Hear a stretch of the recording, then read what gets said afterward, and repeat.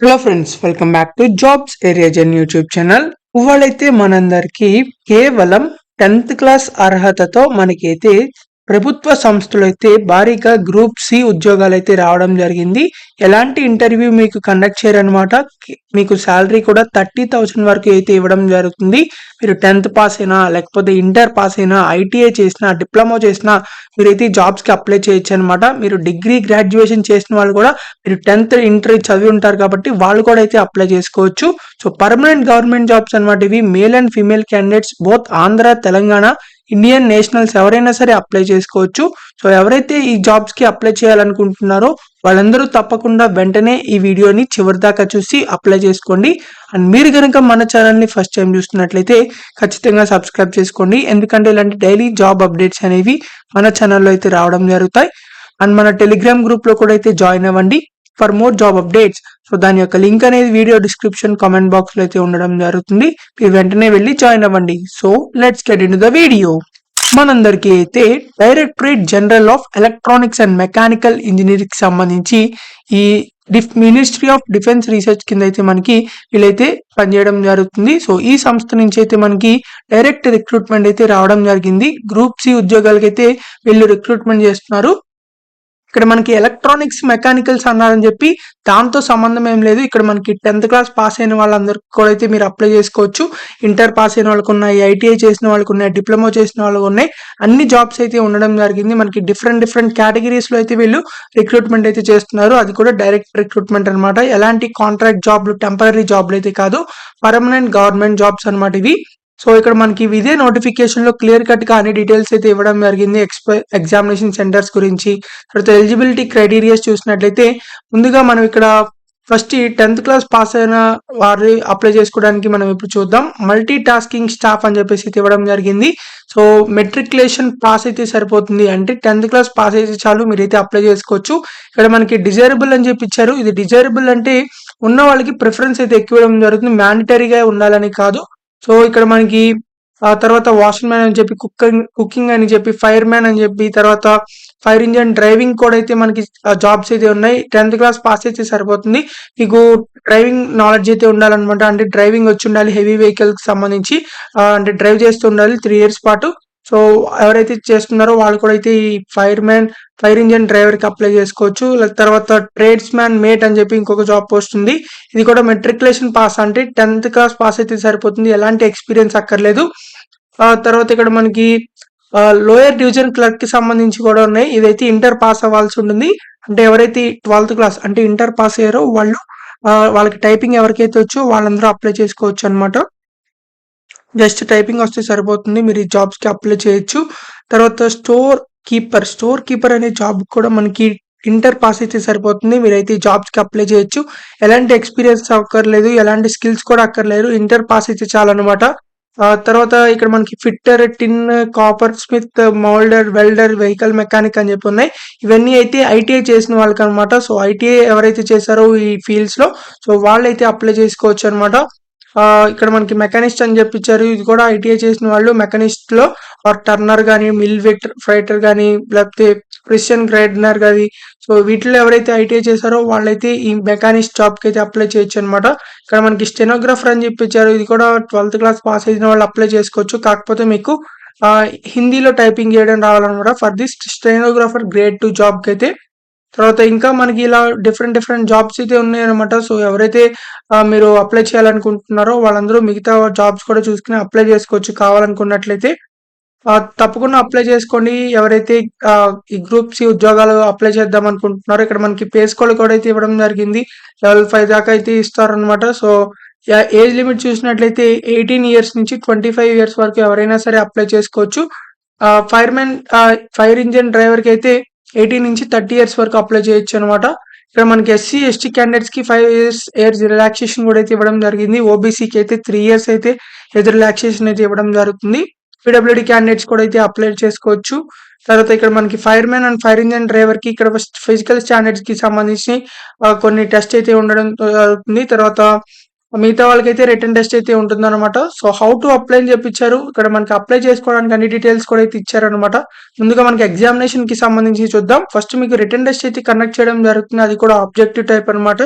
So bits అయితే ఉంటాయి, మీరు అది సెర్చ్ చేయాల్సి ఉంటుంది. ఓఎంఆర్ బేస్డ్ ఇవి. సో 150 మార్క్స్ కి అయితే ఉంటది. మీరు కనుక రాంగ్ ఆన్సర్ పెట్టినట్టయితే 0.25 మార్క్స్, అంటే 1/4 మార్క్ అయితే రాంగ్ ఆన్సర్ కి డిడక్ట్ అయితే అవడం జరుగుతుంది. మల్టిపుల్ చాయిస్ క్వశ్చన్ అనమాట ఇది.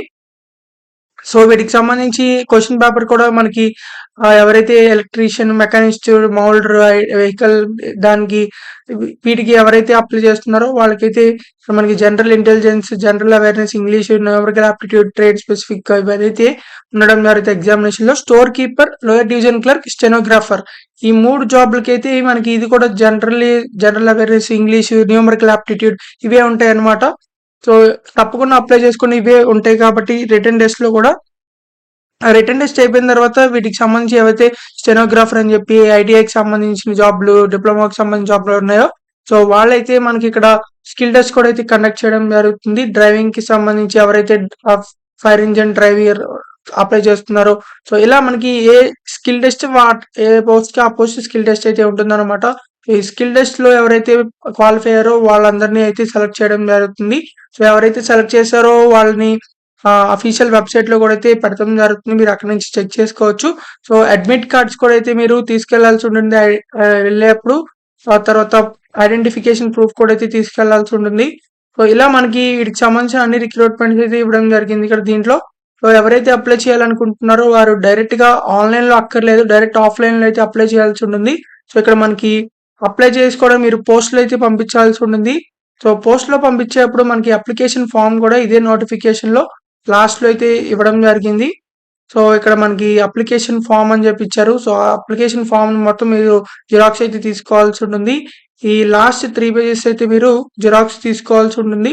సో జిరాక్స్ తీసుకున్న తర్వాత మీరు ఈ మూడిటిని ఫిలప్ చేయాల్సి ఉంటుంది. అప్లికేషన్ ఫామ్, మీ passport size photo, advertisement number, తర్వాత ఇక్కడ మీ పోస్ట్ ఏ పోస్ట్ కి అప్లై చేస్తున్నారు, ఏ యూనిట్ కి అప్లై చేస్తున్నారు అని చెప్పి. So name of the candidate, father's name, mother's name, date of birth, ఈ అడ్రస్, తర్వాత ఇవి డీటెయిల్స్ అన్ని అయితే మీరు రాయాల్సి ఉంటుంది జిరాక్స్ తీసుకుని. డిక్లరేషన్, ప్లేస్, డేట్, సిగ్నేచర్, తర్వాత self attested photo copies of certificates. మీరు ఎన్ని సర్టిఫికేట్స్ అప్లోడ్ అంటే పోస్ట్ లో పంపిస్తున్నారని చెప్పి. సెల్ఫ్ అటెస్టెడ్ అంటే మీ రిక్వైర్డ్ ఎడ్యుకేషనల్ డీటెయిల్ డాక్యుమెంట్స్ అవన్నీ జిరాక్స్లు తీసి ఆ జిరాక్స్ మీద మీ సిగ్నేచర్ అయితే చేస్తారనమాట. సో దాన్ని సెల్ఫ్ అటెస్టెడ్ అంటారు. సో ఆ photo copies, self attested photo copies కూడా మీకు ఆ సర్టిఫికేట్స్ కూడా అయితే మీరు పంపించాల్సి ఉంటుంది. తర్వాత 2 సెల్ఫ్ అటెస్టెడ్ ఫోటోగ్రాఫ్స్ కూడా అయితే మీరు పంపించాల్సి ఉంటుంది. సో ఫోటోగ్రాఫ్స్ అంటే మీ ఫోటోగ్రాఫ్స్ అనమాట. 2 ఎక్స్ట్రా కూడా అయితే మీరు ఆ ఎన్వలప్ అంటే ఆ పోస్ట్ లో అయితే మీరు వేయాల్సి ఉంటుంది. ఆ అక్నాలెడ్జ్మెంట్ కార్డ్ కూడా అయితే మీరు పంపించాల్సి ఉంటుంది. ఆ అక్నాలెడ్జ్మెంట్ కార్డ్ ఏంటంటే ఇది లాస్ట్ పేజ్ అనమాట ఇది.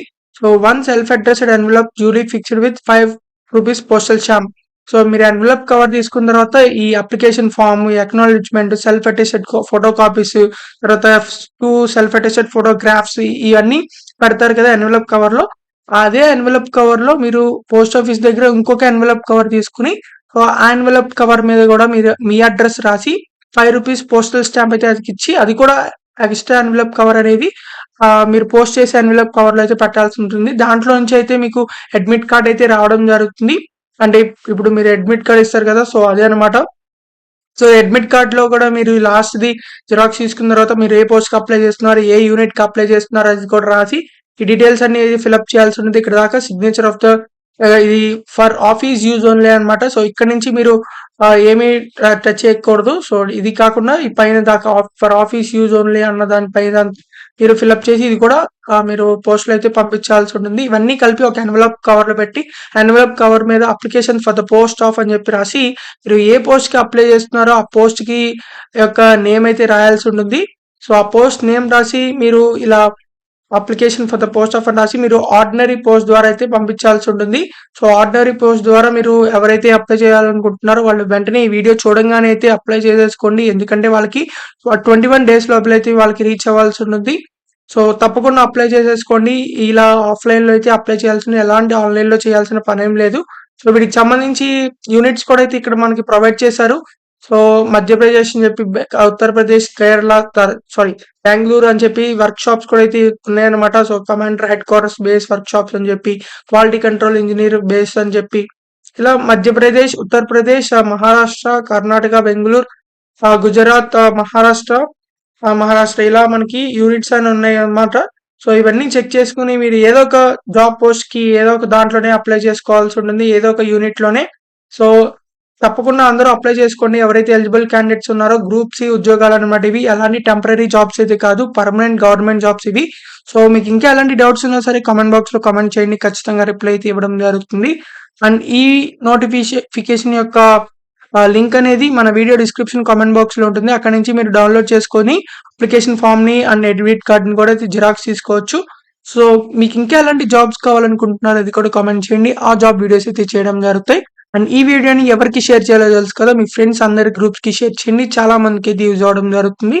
So thank you for watching this video. Thank you.